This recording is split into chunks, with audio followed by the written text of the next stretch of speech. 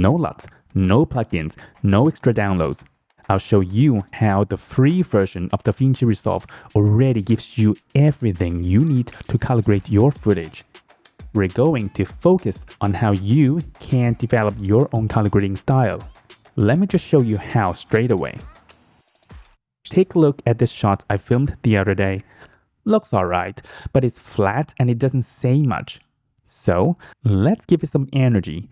How about some warm orange cyan? Great. First, we need to do some basic corrections.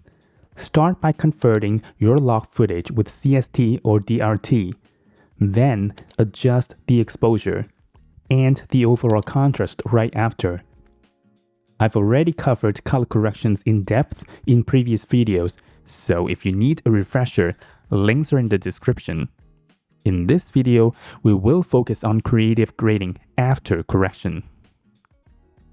Now, here's where it gets interesting. After the contrast node, I create a serial node labeled WB as in white balance and a layer node beneath it. In the lower node, I qualify the orange and red colors. You can include yellow if you like, but for this image, I'll leave it out. Refine the selection. Then go back to the WB node above. Now use the color wheels offset and push the balance in the opposite direction. Watch the vector scope as I do this. Look, already we've stumbled into a very rough version of the classic orange teal look. But instead of stopping there, let's experiment. I'll shift this into orange and cyan instead. Create a serial node after white balance. In hue versus hue, I grab cyan, adjust the range, and push it slightly. My range here is broad because I want a subtle shift across the image. To set up for further color grading, we need to first define the tonal zones by dividing the image into highlights, midtones, and shadows, so we can later color shape them separately. Let's define the midtones first. To define the midtone zone, we need middle gray as a pivot. Since we are grading in DaVinci Wide Gamut, middle gray sits around 0.336. Converted to RGB, that's about 85. To pinpoint the exact spot on the curves graph, go to Timeline and drag a grayscale card from the effects library. Turn this card into a compound node. Go back to the color page, right-click on the image, and select Show Picker RGB Value. Hover your cursor at 85 and pin the spot on the curves graph. That's our neutral anchor. Now go back to your image, paste it onto a new serial node. Switch the histogram of the curved graph to output so we can see what's being changed in real time as we finesse the curves. Also, switch to editable splines. From here, we set the white and black point. I want to soften the highlights and shadows and create smoother roll-offs while keeping midtone contrast intact. For reference, I set my reference high at 940 and low at 64. But those are just my guidelines, and they will come in handy in shot matching later. This is where grading gets creative. Let's work on the shadows first. For this image, I want to tint them towards greenish teal. For beginners who are not familiar with the RGB ratio of different colors, there's an easy way to guide you. Go to Timeline, drag a solid color card from the effects library. Go to Inspector and switch on the color generator. Pull up your RGB parade. First, pull down the luminosity slider to mimic the shadow tonal area. And then, move the color selector to, in this case, the greenish teal area and see how it corresponds in the RGB parade for reference. Use the RGB reference levels to adjust your RGB curves accordingly in the curves graph. I personally like to keep my shadows clean, so I'm just going to slightly tint it. But you can of course develop your own style. Now for highlights, most people will pull to the other direction, which should be orange in this case. But if you look at the image here, there's already so much rich and warm colors in the mid-tone area. Instead, I'm actually going to cool off the highlights to make the mid-tone warm colors stand out even more. As you can see, I'm pulling down the red curve and the green curve a little bit. Finally, I want to warm up the mid-tone area just a hair, so I pull down the blue curve slightly. If you have the studio version, you can even add a chromatic adaptation transform node to further warm it up safely. At this point, the colors might look very intense. Don't worry, we can adjust the overall saturation level by using saturation versus saturation. I want to keep the overall colors subtle and believable, so I adjust accordingly. And boom, you see, a stylized warm grade with nothing but native tools. If you're on the studio version, you could further shape the texture by adding visual enhancers like glow and film grain, which I've already discussed in a separate video. Now you understand the principles. We can move much quicker as we explore other tones for your image. Here's a short and quick sequence of my grade shot.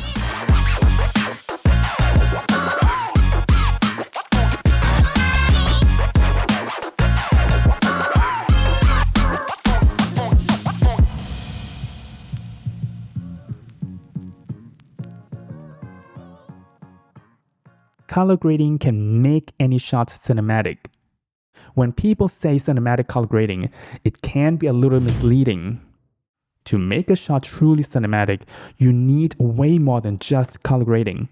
It's about lighting, staging, composition, lens choice, even the color palette built into the production. Color grading alone doesn't make something cinematic, but it can make your footage feel intentional. We'll talk about another term, film grade, after the next session. For a cooler tone, we'll head in the opposite direction. This time, let's use a different shot from the exact same location. We'll start with the usual prep and basic corrections. But in the white balance, instead of protecting the orange and red colors like before, we'll pull the whole image cooler. The vibe we're going for here is grim, muted, maybe even unsettling. So after white balance, I'll add a serial note for some secondary work. Using color slides, I'll dial down the red and skin tone saturation, just enough to drain a little bit of life from the image. Then, in hue versus hue, I'll take the cyans and push them slightly towards turquoise. Already, the mood is shifting. Now, let's go to the curves. Pin the pivot. Define your white and black points. This time, I'm lowering the white points slightly to give it that overcast feel.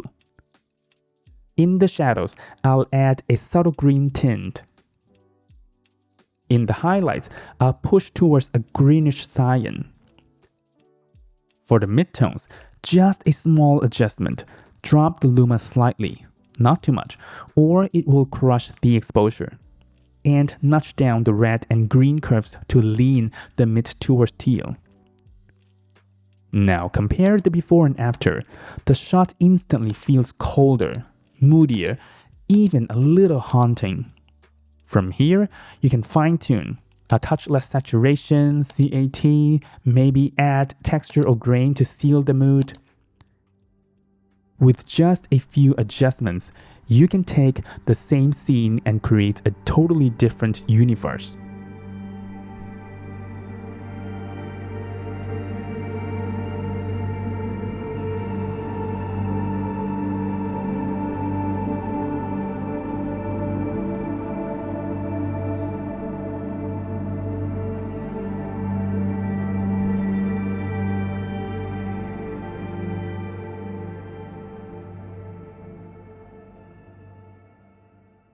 Cinematic grade is film grade?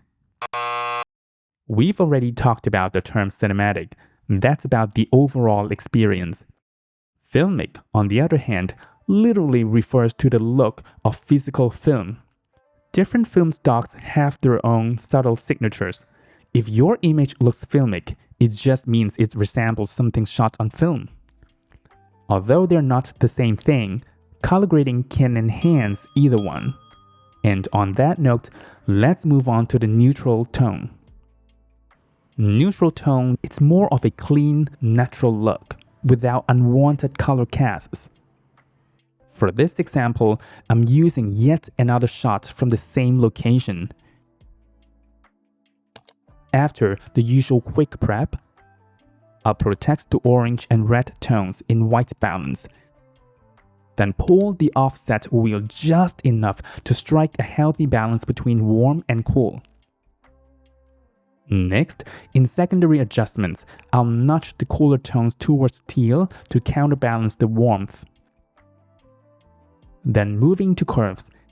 After setting the pivot, whites and black points, check the parade.